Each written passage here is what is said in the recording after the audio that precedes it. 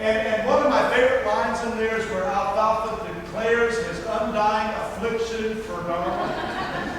And there's a part where he's got in trouble because he's a member of an organization called the Woman Haters Club. No girls allowed, no women allowed, and his love for Darla has just crossed the line, and he's got caught, and he's trying to move her, but at the same time he just doesn't want to hurt his buddies, his pals, his friends, and the Woman Haters Club. And so they put him on somewhat of a restriction. You can't see Darla, you can't talk to Darla, you're not supposed to do anything, but he decides to write a love note to Darla and pass it on to a couple of his buddies who is to deliver that note.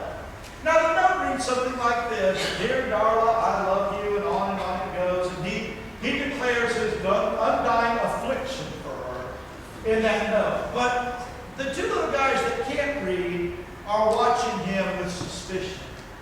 And so as he's writing, "Dear Darla, I love you," he says, "Dear Darla, I hate your stinking guts. You make me vomit. You're the scum between my toes.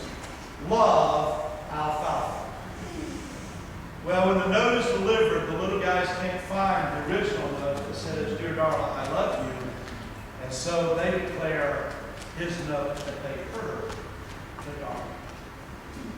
I wonder how many times we have, with our mouths, said one thing, and with our hearts said another. And I wonder how many times when we're expressing our love to someone else, that oftentimes what we write is not necessarily what we say. One of the greatest expressions of love is where God's heart is delivered in person to us without any confusion. For God so loved that he gave his only